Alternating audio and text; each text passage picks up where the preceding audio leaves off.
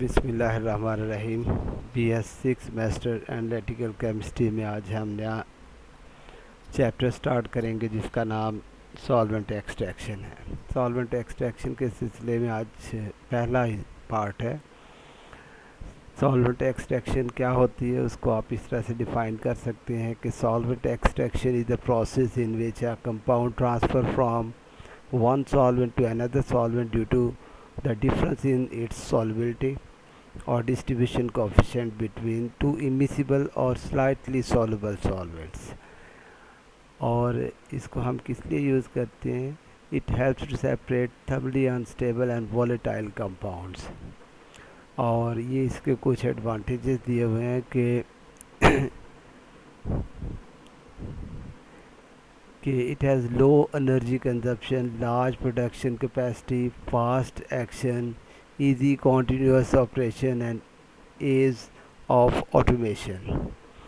इसमें देखिए कि जो सॉल्वेंट एक्सट्रैक्शन है वो काफ़ी ज़्यादा यूज़फुल प्रोसेस है।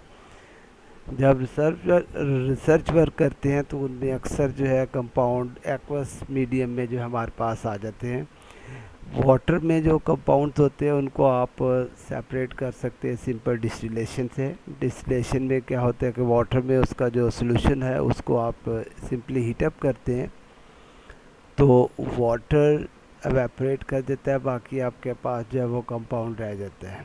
तो ये मेथड जो डिस्टिलेशन वाला मेथड है इसको हम सब सल्यूट के लिए यूज़ नहीं कर सकते। आप देखें कि जो सल्यूट इस कैटेगरी के हैं कि जो थर्मली अनस्टेबल हैं, मतलब जब हीट करते हैं तो वो डिकम्पोज हो जाए, या ऐसे compound which are volatile compound वो जो जिनका बॉइलिंग पॉइंट कम है, तो उनको आप इस तरीके से सिंपल डिस्टिलेशन के मेथड से अलग नहीं कर सकते। उसके लिए आप जब आप उसको सिंपल डिस्टिलेशन से करने की कोशिश करते हैं या तो वो डिकम्पोज हो जाते हैं या वोलेटाइल होने की वजह से वाटर के वेपर्स के साथ वो भी इवेपोरेट हो जाते हैं। तो उस तरह के कंपाउंड को बेस्ट तरीका जो है जिसको आप सेपरेट कर सकते हैं वो सॉल्वेंट एक्सट्रैक्शन है।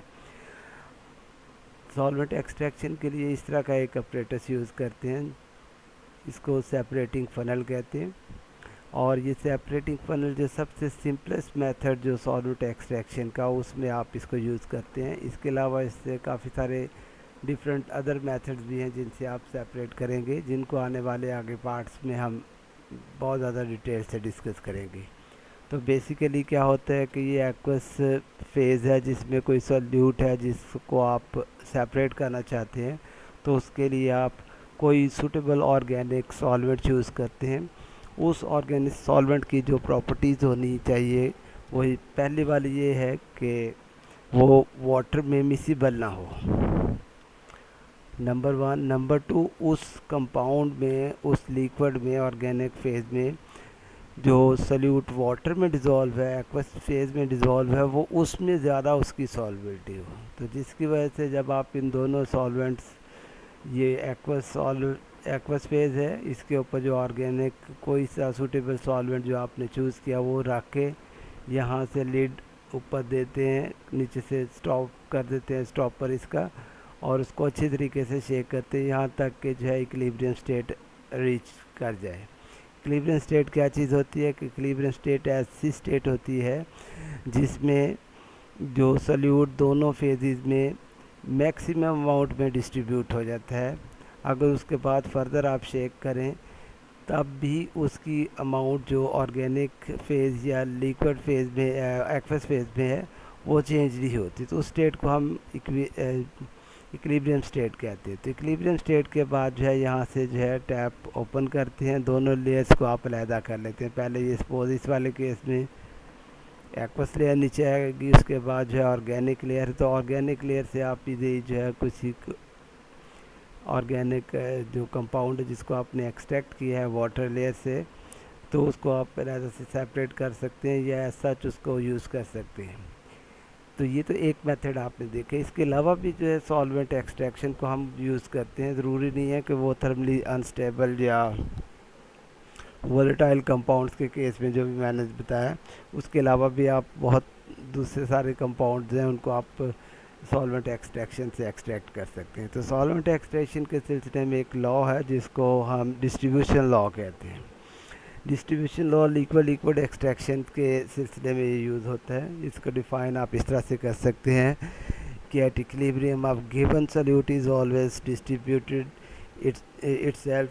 distribute itself between two immiscible liquids in constant ratio of concentration at particular temperature and pressure। कि इक्विलिब्रियम स्टेट पे कोई भी सॉल्यूट दो इमिसिबल सॉल्वेंट्स में कांस्टेंट रेशियो से जो है डिस्ट्रीब्यूट होता है, और उसकी जो डिस्ट्रीब्यूशन टू इमिसिबल सॉल्वेंट्स में इस चीज़ के ऊपर डिपेंड नहीं करती कि निचली उसकी कंसंट्रेशन कम थी या ज़्यादा थी। तो जब वो डिस्ट्रीब्यूट होकर दोनों सॉल्वेंट्स में डिस्ट्रीब्यूट होता है एक्चुअली, तो उसकी रेशो सेम ही रहती है। रेशो सेम रहने का मतलब है कि ऑर्गेनिक और एक्वस लेयर्स में जो उनकी जो कंसंट्रेशन की जो रेशो है वो सेम रहती है। मसलन जैसे ऑर्गेनिक, एक केस में ऑर्गेनिक लेयर में जो है इसकी वैल्यू 1 है, नीचे वाले की जो है आप समझे 0.1 है, तो उसी तरह से जो है दूसरे वाले केस में अगर 10 और 1 आ जाए तो उसमें भी मतलब सेम ही रेशो आती है। तो कंसंट्रेशन कम ज़्यादा होने से डिस्ट्रीब्यूशन कोफिशिएंट के ऊपर फ़र्क नहीं पड़ता। तो इस इक्वेशन में जो मैथमेटिकल फॉर्म ये है, इसमें अगर आप देखें तो ये स्क्वायर ब्रैकेट जो है वो कंसंट्रेशन को रिप्रेजेंट करती है। कंसंट्रेशन की बजाय आपको एक्टिविटी कहना चाहिए कि एक्टिविटी क्या होता है कि कंसंट्रेशन का वो पार्ट जो एक्टिवली किसी रिएक्शन में पार्टिसिपेट करता है उसको आप एक्टिविटी कहते हैं। तो ये स्क्वायर ब्रैकेट्स एक्चुअली एक्टिविटी को रिप्रेजेंट करती हैं। इस तरह से जो है के डी इज़ इक्विलिब्रियम कांस्टेंट या पार्टीशन कोफिशिएंट है which is independent of the total concentration of solute. और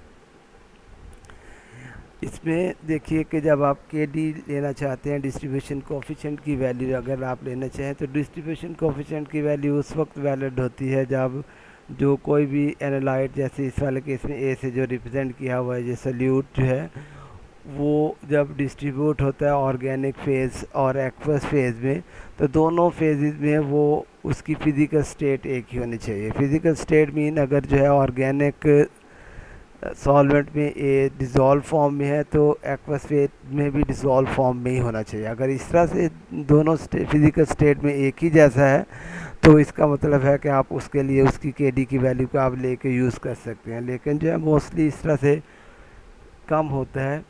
किस वजह से कि ये देखिए कुछ रीज़न्स हैं कि कुछ केसेस में जो है, नंबर 1 आप देखिए कि जो सॉल्यूट जो है इट में पॉलीमराइज, जब आप किसी सॉल्यूट को सॉल्वेंट जो ऑर्गेनिक सॉल्वेंट में एक्सट्रैक्ट करते हैं तो उस स्टेट में जो है कुछ केसेस में जो है पॉलीमराइज हो सकता है, या क्या कर सकता है कि it can form complex with other components of sample के दूसरे कंपोनेंट के साथ कॉम्प्लेक्स फॉर्म भी कर सकता है अदर देन रेजोल्यूशन। इसी तरह से it can interact with one of the solvents, दोनों सॉल्वेंट्स किसी के साथ केमिकली इंटरेक्ट भी कर सकता है। अगर आप देखिए इस तरह से हो तीनों स्टेट में पॉलीमराइज होना, कॉम्प्लेक्स फॉर्म या इंट्रैक्शन, इन तीनों के केस में जो है इनकी वजह से इसका जो शेयर है उस सॉल्वेंट में ज़्यादा हो जाएगा। मतलब जब हमने प्रीवियस जो लॉ देखा है डिस्ट्रीब्यूशन लॉ जो है, उसमें आपको बताया था कि ये स्ट्रिक्टली उस वक्त इसकी वैल्यू सेम रहती है कि जब दोनों फिज़िकल स्टेट, दोनों फेजेस में सॉल्यूट सेम फिज़िकल स्टेट में हो। तो इनके केस में पॉलीमराइज, कॉम्प्लेक्स फॉर्म या इंट्रैक्शन की केस में इसकी जो है वो सेम फिज़िकल स्टेट नहीं रहती, जिसकी वजह से जो डिस्ट्रीब्यूशन कांस्टेंट है उसकी वैल्यू थोड़ी सी चेंज हो सकती है। तो इसलिए जो ज़्यादा बेहतर ये वाला होता है कि हम के डी की बजाय, जैसे ये देखिए कि इस के डी की बजाय आप सिंपल डी लें। डी मीन डिस्ट्रीब्यूशन रेशियो लें। डिस्ट्रीब्यूशन रेशियो एक्चुअली क्या है, concentration of A in organic solvent over concentration of A in aqueous solvent, aqueous medium मतलब वाटर। तो के डी की बजाय ज़्यादा बेहतर जो है, हम ज़्यादा फ्रीक्वेंटली जो फिगर यूज़ करते हैं वो डिस्ट्रीब्यूशन रेशियो डी है ये वाला। ठीक है, नेक्स्ट देखें। Next is extraction efficiency of extraction. Efficiency of extraction का मतलब है कि एक्वस लेयर से में जो सॉल्यूट डिज़ोल्व है उसको कितनी इफेक्टिवली जो है सॉल्वेंट ऑर्गेनिक सॉल्वेंट एक्सट्रैक्ट कर सकता है, उसको एफिशिएंसी ऑफ एक्सट्रैक्शन कहते हैं, और it depends directly on the magnitude of distribution ratio. मतलब डी की वैल्यू अगर जो है किसी भी सॉल्वेंट के लिए जितनी ज़्यादा होगी उसकी एफिशिएंसी ऑफ एक्सट्रैक्शन जो है ज़्यादा होती है। एफिशिएंसी ऑफ एक्सट्रैक्शन को आप इस फार्मूले से जो है फाइंड आउट कर सकते हैं। E is efficiency of extraction 100 D mean distribution coefficient over D plus volume of organic phase over volume of aqueous phase. तो इसमें जस्ट इनकी वैल्यूज पुट करेंगे तो आपके पास एक्सट्रैक्शन एफिशिएंसी ऑफ एक्सट्रैक्शन जो है आ जाती है। तो इसमें ये वी ऑर्गेनिक फेज के वॉल्यूम को रिप्रेजेंट करता है, इस तरह से वी एक्वस जो है एक्वस फेज को रिप्रेजेंट करता है। और अगर आप देखिए किसी केस में अगर आप ऑर्गेनिक और एक्वस फेजेस का जो है वॉल्यूम अगर आप सेम लें तो वो एक दूसरे से कैंसिल होकर 1 आ जाता है। तो ये वाली इक्वेशन 3 जो है वो इक्वेशन 4 में चेंज हो जाती है, कब? जब दोनों फेजेस का सेम वॉल्यूम आप यूज़ करें। आप देखें कि अगर देखिए if D is large that is greater than 10⁻², mean 100, तो उस केस में अ सिंगल एक्सट्रैक्शन में quantitatively transfer the solute from aqueous layer to organic layer. मतलब क्या है कि एक्वस लेयर में जो सल्यूट है उसको क्वांटिटेटिवली आप ऑर्गेनिक लेयर में ट्रांसफ़र कर सकते हैं, कब? जब सॉल्वेंट की डिस्ट्रीब्यूशन रेशियो की वैल्यू डी की वैल्यू जो है ग्रेटर दैन 10⁻² हो। लेकिन अगर जो है डी की वैल्यू स्मॉल हो उसके लिए फिर आपको काफ़ी सारी एक्सट्रैक्शन जो है वो रिक्वायर्ड होती हैं। तो आप देखिए अगर डी की वैल्यू स्मॉल है, एक एक्सट्रैक्शन करने के बाद जो एक्वस लेयर में जितनी सल्यूट की अमाउंट बाकी बची है उसको आप ये इक्वेशन जो आपके सामने नज़र आ रही है इससे आप फाइंड आउट कर सकते हैं। इस इक्वेशन में आप देखिए कि ये वाले सी एक्वस एन मीन ये नंबर ऑफ एक्सट्रैक्शन, मतलब आपने एक एक्सट्रैक्शन करने के बाद जो है एक्वस लेयर में सल्यूट की अमाउंट को देखा तो फिर एन की वैल्यू 1 हो जाएगी। इस तरह से 2 के लिए 2, एन के 3 के लिए फिर एन की वैल्यू 3 हो जाएगी। इस तरह से इसमें देखिए कि ये V organic volume of organic phase, और इस तरह से जो है V aqueous volume of aqueous phase, और इस तरह से n is number of extraction मतलब फर्स्ट टाइम सेकंड थर्ड, और इस तरह से जो सी एक्वस एक्चुअली ये वाली फिगर जो है सी एक्वस ये वाला है कि जब आप एक्सट्रैक्शन का प्रोसेस स्टार्ट करना शुरू करने लगते हैं तो स्टार्ट करते वक्त जो एक्वस फेज में सल्यूट की जितनी कंसंट्रेशन होती है उसको आप वी एक्वस से रिप्रेजेंट करते हैं। तो इसको एक छोटी सी एग्जांपल से आप एक्सप्लेन कर सकते हैं। जैसे आपके पास अगर 50 सेंटीमीटर क्यूब एक्वस सॉल्यूशन है जिसमें आयोडीन और सोडियम क्लोराइड डिज़ोल्व है, और इसमें आयोडीन की अमाउंट जो है वो 0.1 ग्राम है, तो उसको आप एक्सट्रैक्ट कर सकते हैं कार्बन टेट्राक्लोराइड से। कार्बन टेट्राक्लोराइड से आप जब एक्सट्रैक्ट करते हैं तो उसके लिए डिस्ट्रीब्यूशन रेशियो की वैल्यू आप देखिए 85 है, मतलब ये काफ़ी ज़्यादा है। इसको क्वांटिटेटिवली CCl4 से आप एक्सट्रैक्ट कर सकते हैं। तो आप देखिए कि अगर जब आप इसको एक्सट्रैक्ट करते हैं तो जो प्रीवियस हमने इक्वेशन देखी उसमें जस्ट वैल्यूज़ पुट करें तो आप देखिए कि जब आपने एक्सट्रैक्शन स्टार्ट करने से पहले एक्वस लेयर में उसकी वैल्यू कंसंट्रेशन सल्यूट की 0.1 थी। इस तरह से आप देखें कि वॉल्यूम ऑफ एक्वस लेयर जो है वो आपने देखा 50 सेंटीमीटर क्यूब, ये जो आपको दिया हुआ ऊपर, और इस तरह से डिस्ट्रीब्यूशन रेशियो की वैल्यू भी ये 85 आपको दी हुई है। और इसके केस में जो CCl4 जो सॉल्वेंट यूज़ कर रहे हैं उसका वॉल्यूम भी आपको बताया हुआ है कि वो वॉल्यूम अगर आपके पास 25 है तो फिर आप किस तरह से फाइंड आउट करेंगे। तो ये 25 इधर ये वैल्यू इसकी आ जाएगी, 50 ये वाली, तो इसमें जस्ट आपने वैल्यूज़ पुट की तो आप देखिए इसका जो आंसर आता है वो 0.00029 ग्राम्स इन 50 सेंटीमीटर क्यूब।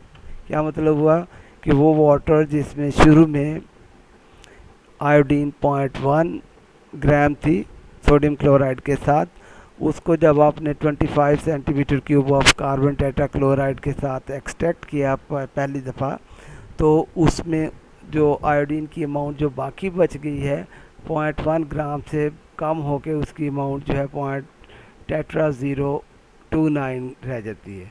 तो इसको अगर आप देखें तो अमाउंट जो आयोडीन की एक्सट्रैक्टेड इन कार्बन टेट्राक्लोराइड, उसको आप इससे एक्सट्रैक्ट कर सकते फाइंड आउट कर सकते हैं कि 0.1 ग्राम जो शुरू में अमाउंट दी है, जो बाकी बची है वो ये वाली है। तो जो बाकी अमाउंट जो डिफरेंस है वो अमाउंट है जो कार्बन टेट्राक्लोराइड में चली गई है, तो ये वाली।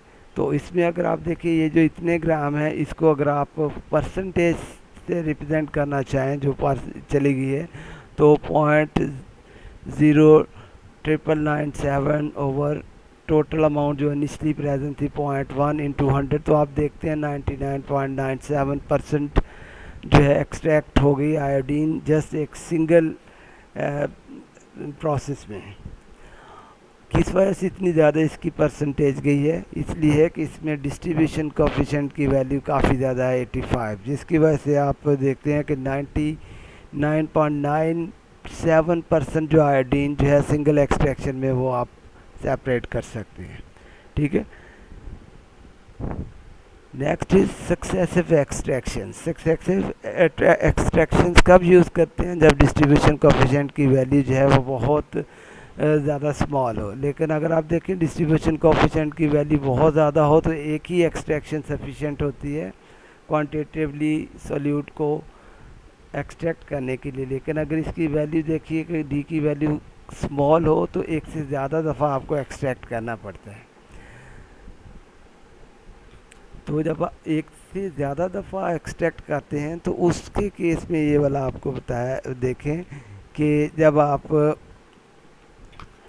जिस सॉल्वेंट से एक्सट्रैक्शन करते हैं उस सॉल्वेंट की अगर आप स्मॉल पोर्शन कर लें तो उन स्मॉल पोर्शन से जो एक्सट्रैक्शन करेंगे वो ज़्यादा एफिशिएंट होगी बेनिफिट पे कि एक ही दफ़ा सारा सॉल्वेंट लेके आप उससे एक्सट्रैक्शन करें। जैसे सपोज देखिए कि एक आपको बताया हुआ है कि assume that 4 grams of butyric acid is to be extracted from 500 centimeter cube of water with 500 centimeter cube of ether।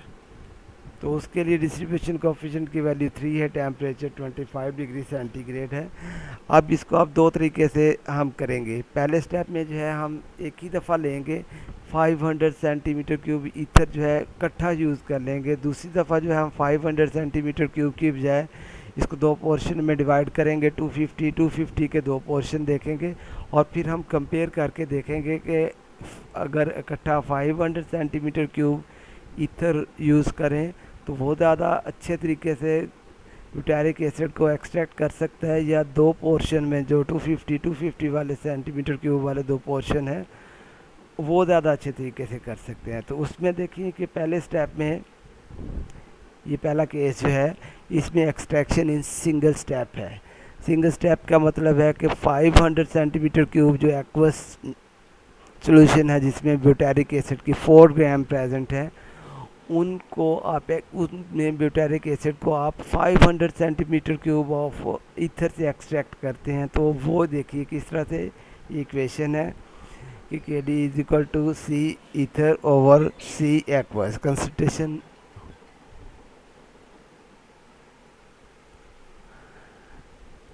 अच्छा, इस वाले देखिए इसे सी डी की वैल्यू जो है आपको 3 दी हुई है और इस तरह से कंसंट्रेशन इन ईथर और कंसंट्रेशन इन एक्वस। अब देखिए ईथर में क्या चीज़ है, जैसे एक्वस में उसके इनिशियली 4 ग्राम थे, जब आपने ईथर उसमें डाल के शेक किया तो उसमें 4 ग्राम में काफ़ी सारी अमाउंट जो है एक्वस से ईथर लेयर में चली गई है। तो जो एक्वस लेयर में जो ब्यूटारिक एसिड बचा है उसको सपोज हम करते हैं एक्स, ये वाला। तो जो ईथर में उसकी अमाउंट गई है तो वो 4 माइनस एक्स, इस अमाउंट को अगर आप उसके वॉल्यूम से डिवाइड कर देंगे तो उसका कंसंट्रेशन आ जाती है। इस तरह से वाटर में जो लेयर ब्यूटारिक एसिड की अमाउंट बची है उसकी कंसंट्रेशन x ओवर 0.5, इससे डिवाइड कर 0.5 वॉल्यूम है इनका। तो उसको जब आप सिंप्लीफाई करते हैं, ये बाहर से नीचे है x ओवर 0.5, तो बाहर से ऊपर जाएगा तो ये अपसाइड डाउन हो जाने की वजह से 0.5 ओवर x हो जाएगा। x ओवर 0.5 की बजाय ये वाला, तो ये 0.5 इधर से कैंसिल हो जाएगा। x 3 वाले बाद इक्वेशन की दूसरी साइड पे जाके 3x हो जाएगा। तो इसको जब आप सिंप्लीफाई करते हैं तो x की वैल्यू आप देखिए 1। इसका मतलब क्या है कि 4 ग्राम ब्यूटारिक एसिड जो एक्वस मीडियम में था उसको जब आपने 500 सेंटीमीटर क्यूब ऑफ ईथर के साथ एक्सट्रैक्ट किया तो उसमें से 4 में से 3 ग्राम जो है वो ईथर लेयर में चला गया, बाकी 1 ग्राम इसमें चला गया। अब सेकंड केस में आप देखें,